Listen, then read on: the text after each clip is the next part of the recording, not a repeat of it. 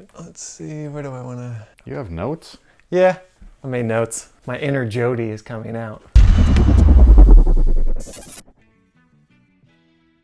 Hey everybody, this is Drew from WearTesters. I'm here with the performance review of the Puma Nitro Elite Fast-R. It's a new tech-heavy racing shoe from Puma, and I know how you guys love your tech, so let's get into it. All right, let's start with some of the tech specs on the Puma Fast-R, some of the stuff that running people care a lot about. One of those things is the drop, which is how high is the heel versus the forefoot. The heel is 35 millimeters, the forefoot's 27 millimeters, which makes for an 8 millimeter drop. The 8 millimeter drop, that's typical on running shoes. As for the weight, the men's version in a size 9 sample size is 7.5 ounces. The women's version is 6.1 ounces. That's really light. The Nike Vaporfly is lighter than that, but this is among the lightest running shoes you'll find on the market right now. All right, let's start at the bottom of the shoe with the traction. It is Puma's proprietary formula, Puma Grip. This rubber in their tests outperformed leading tire brands, so they decided to go with their own in-house formula. It works extremely well. I've used it in rain, in races, in just running normally, both on this shoe and on their everyday runners like the Velocity Nitro 2 or some of the other Pumas that you may have tried, and Puma Grip always delivers. Is Puma Grip on basketball as well, do you know, or you don't know? I don't think so, not yet. It's pretty sticky, so I'd be interested. Because I do know that some of their rubber has been great, but I don't know if they consider it Puma Grip. I would feel like they would have put Puma Grip on there, like especially if it was on the MB01, it would have said that on there. Okay.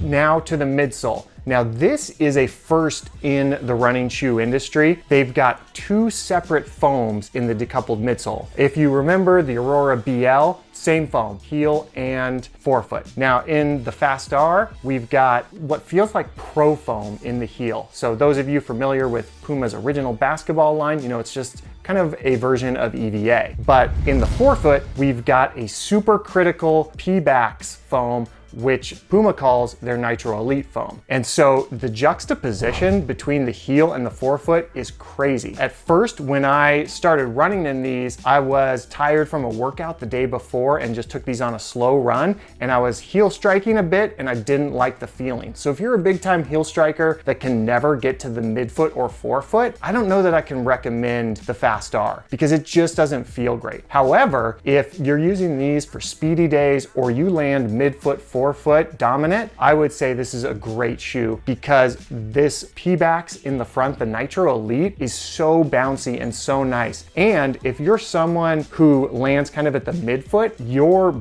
brain feels the difference and says, hey, we're gonna start landing more on the forefoot. So I find myself landing more kind of on the midfoot, forefoot in these because my brain and my body wants that bounce, wants that extra cushion. And it really is a similar feel to Zoom X for those of you that have tried it. It's just that nice bounce, that great responsiveness, but you're still saving your joints.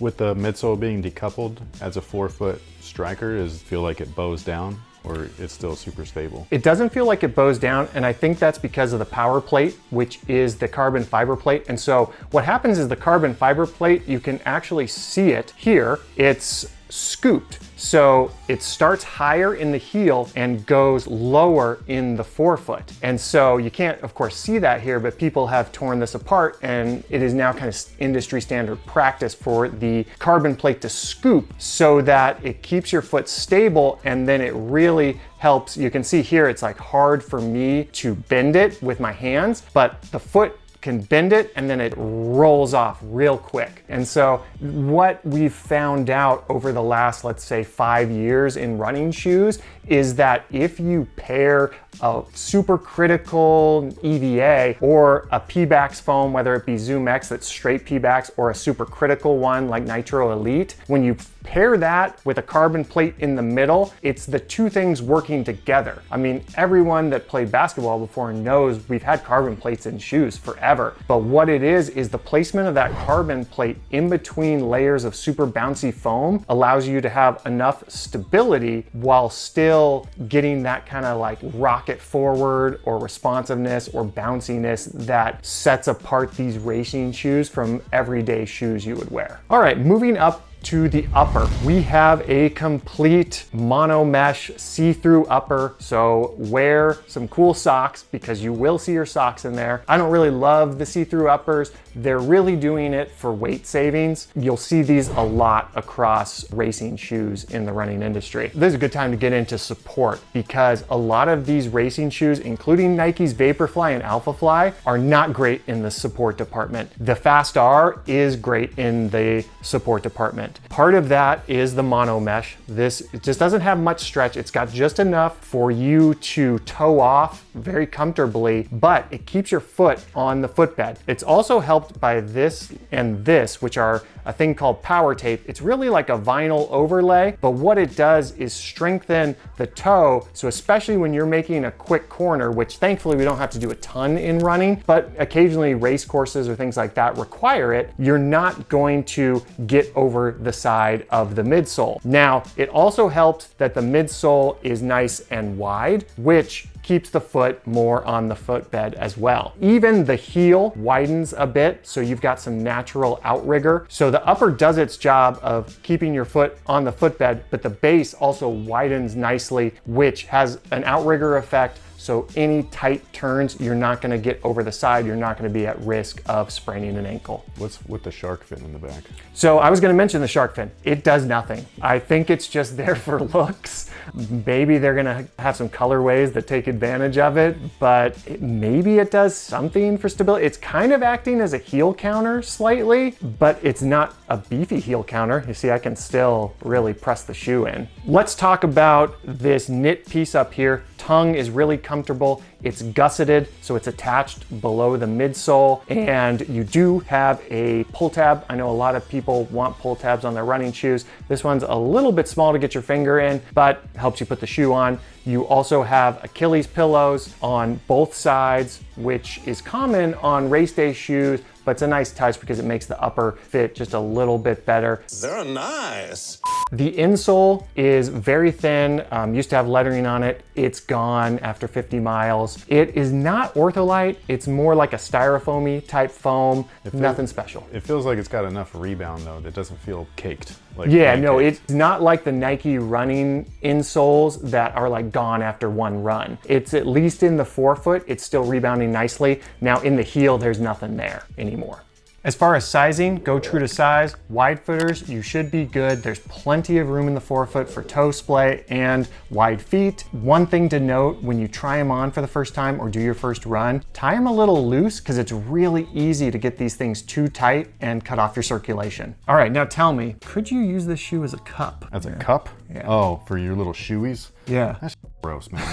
You runners are weird. So I agree, runners are weird. As I got more into running, I adopted a run club, Sidious RC, out of Denver. A friend of mine, Ashley Mateo, who's actually written a real good piece about the Boston Marathon for our site, she introduced me to the Shoey. When you PR, which means when you set a time that is the best you've ever done, you take your shoe, you pour some beer in it, and you drink out of the beer. Now we're talking less than an hour after the race, so your shoe is still soaked in sweat at the time. Chris and Jody saw this. Jody understood. She was a fan. She was like, that was so cool. Chris, your reaction was? Disgusted. There's salt, skin, blister juice, possibly blood. It's gross. Like your antibodies went into overdrive after you just wiped them out. Well, when you put it like that, it does sound bad, but it's kind of like celebratory, you know? It's like, even the pros will sometimes do it after they win a big marathon, pour like some beer in there. Somebody tagged me because they did this and it looked like they were smelling it.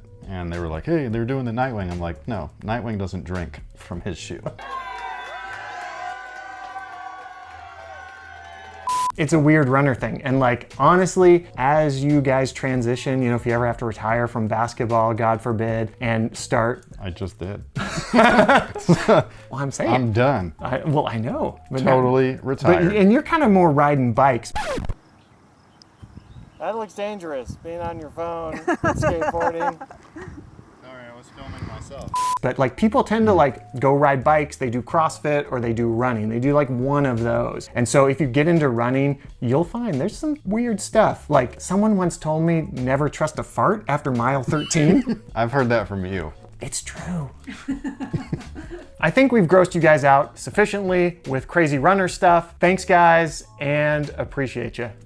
What kind of exit was that? I don't know. I'll work with him, don't worry.